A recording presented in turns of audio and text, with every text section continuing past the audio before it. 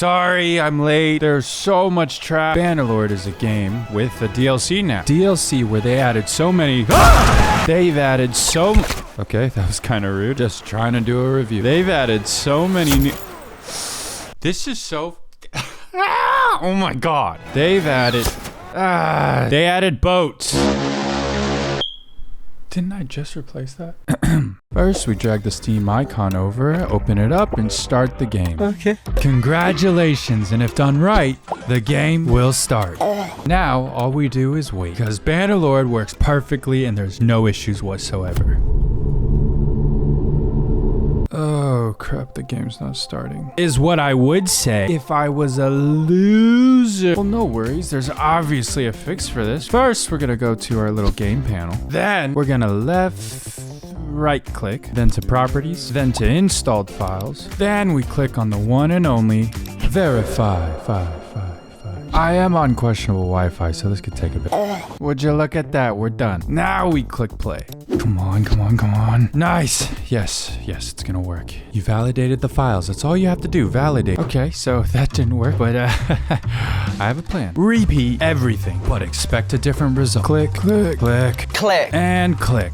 But despite waiting hours, and yes, I mean hours, remember, I am on questionable Wi-Fi. This game just would not open. So I did what any sane man would do. I uninstalled. Now, reinstalling the game will definitely fix the problem. But remember, questionable Wi-Fi. Perhaps I can find inner peace while installing. Questionable Wi-Fi. Okay, excuse me. So it's 3 days later now. Let's start this game.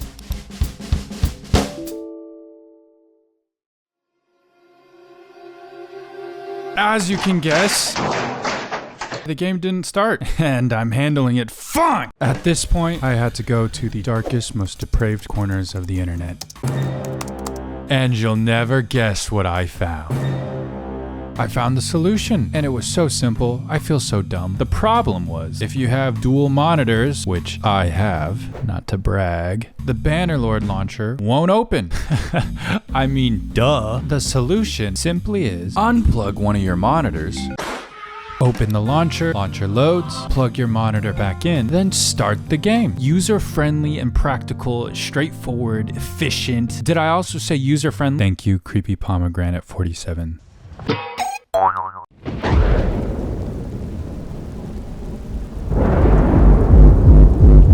By the way, part 1 was patched, so that was a waste of my time. Here we are in the main menu, and according to the Steam page, they have added Epic Single Player Expansion. And whenever people are talking about Epic Single Player, you get the idea. So let's start the game.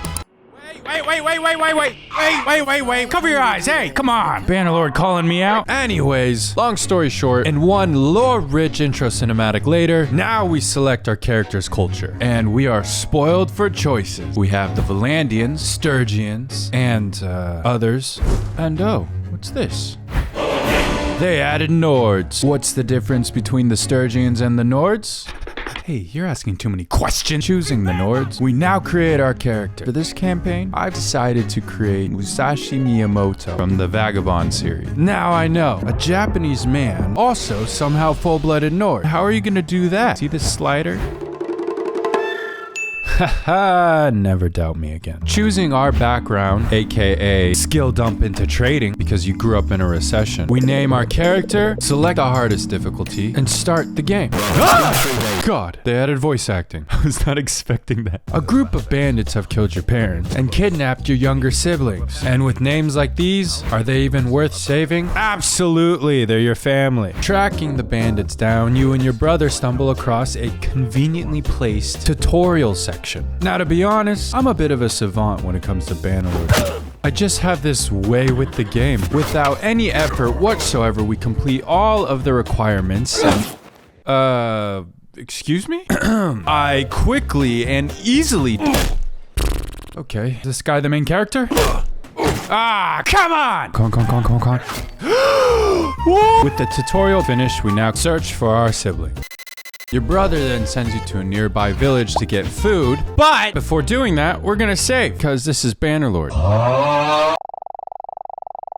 Back to the game, we journey on over to the village and take a walk around. In the village, we search for food and men. Starting to sound like a regular Friday night, playing Dress to Impress with my baddies. We find the headsman and tell him some bandits have taken your family. Where the headman lets you know the same thing happened here.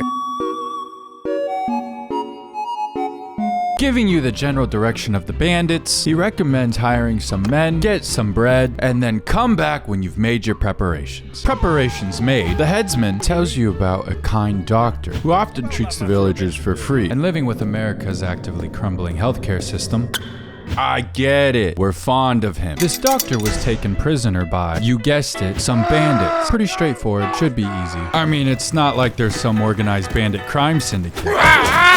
So, what are we gonna do? We're gonna investigate by hunting down every bandit within a 100-mile radius.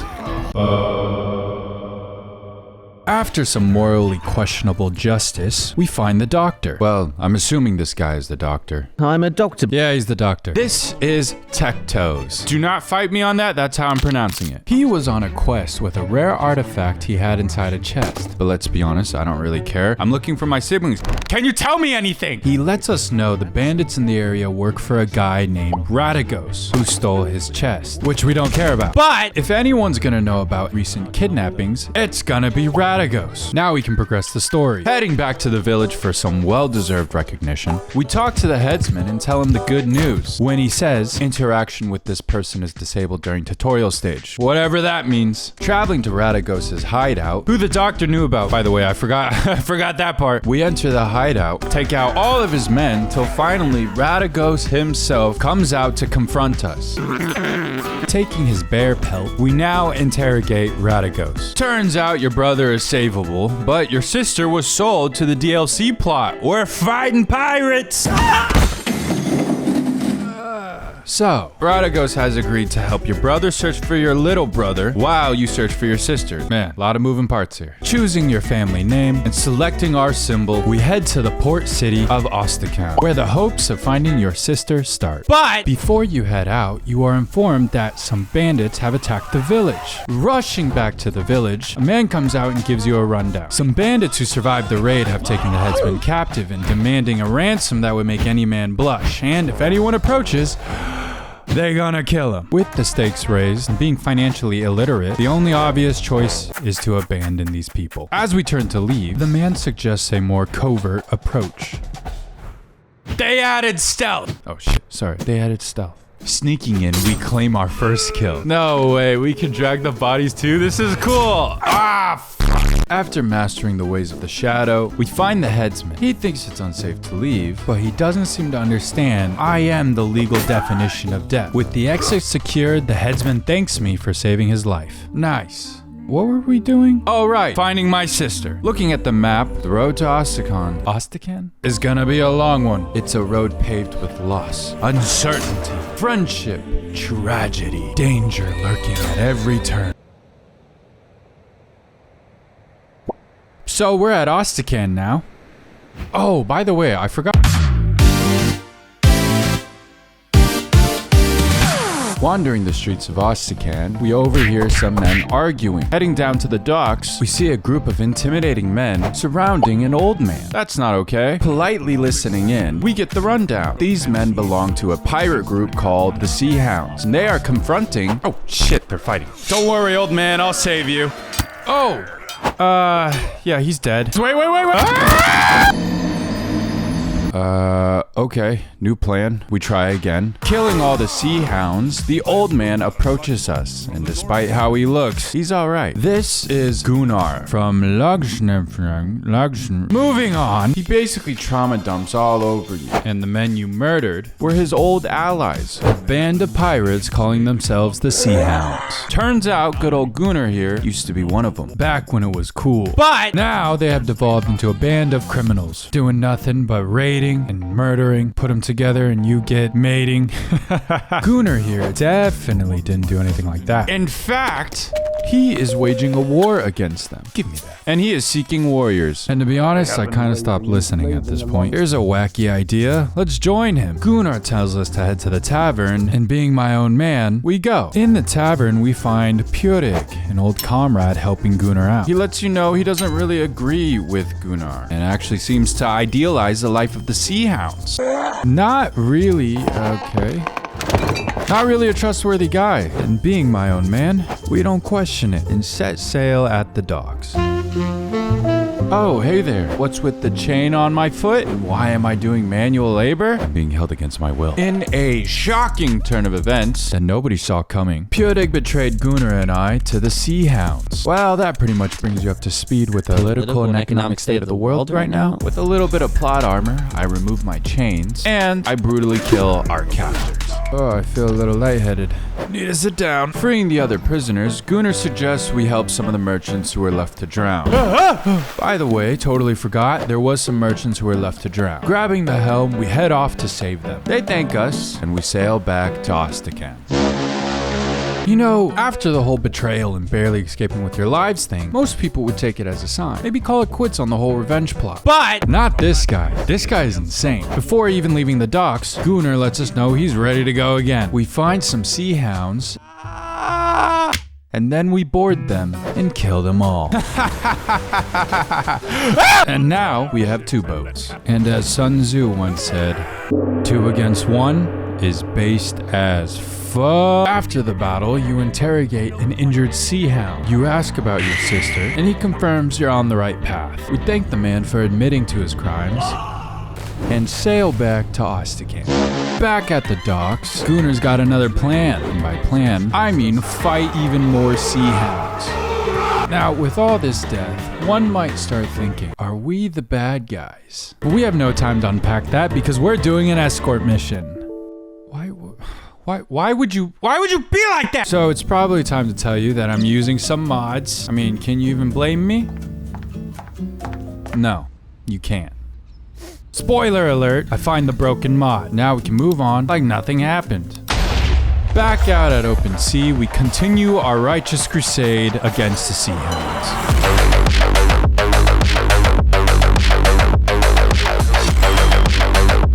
Well then, with the ship stuck and the lovely sound of my men drowning, let's run this back. Okay, first time playing the battle, we chase down the sea hounds attacking our allies and save the day. These merchants thank us for our assistance and give us a generous offering, like they even had a choice, and we sail back to Astrakhan. Noticing a bit of a pattern, huh? Our recent escapades have drawn the eyes of some. Who's this guy standing a little too close? This is Lahar, and he wants help hunting down a ruthless pirate named Lady Fahad, who also may have purchased your sister. Now that's some information we care about. We sail so fast that we cut Lady Fahad's ship in half and take her prisoner.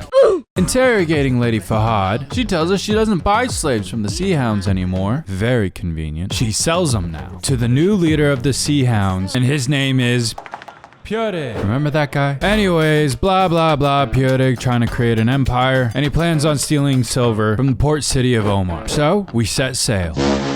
Arriving to the city of Omar, we run into another one of Gunnar's old comrades. This is Bolger, who happens to be a mercenary hired to protect the shipment of silver that the Sea Hounds are after. See how it all connects? But, unfortunately, due to Valandian pirates, the shipment of silver cannot leave the harbor. But don't worry, this guy's got a plan. What's the plan, you say? Well, take a wild guess. With the ship burning, we quickly swim to shore, frolic through some fields, grab the ship full of silver, and sail out to open sea. Just don't look behind us. Oh my god! And now that everybody is happy, we travel back to Astrakhan. Now, Pjurik starting an empire is a problem. So, all we have to do is find where Pjurik is hiding. And how we do that is from a man named Crucis. Who is Crucis? I have no idea, but he probably knows where Pjurik is. So let's go get him. Strangely, Cruces has lashed all of his ships together to create a large floating fortress. This fortress has catapults that fire at any approaching ship. So we take out the catapults, board the ship, and politely search for Cruces. Yes! I'm winning! Woo! Yay! Interrogating Cruces, he confirms he knows where Pyrig is, and that he knows you. I'm famous! Turns out Pyrig has been getting worried about you and actually has your sister and keeps her close just in case. Long story short, we find Pyrig, we find your sister. In exchange for his life, Cruces offers to help by taking us to Pyrig, posing as a buyer, as me and Gunnar sneak aboard to save my sister. Not a bad plan. But will it work? Of course it will. And guess who's here? That's right, our sister. Unfortunately, she's locked in a box. Doesn't even try to get out. I mean, meet me halfway or something. Come on. Heading back outside, we make our escape with minor speed bumps along the way. Look at that beautiful sunset. But I was attacked by the sea hounds. With an unforgiving sea and a taste of splintered wood, blood, and steel, we fight!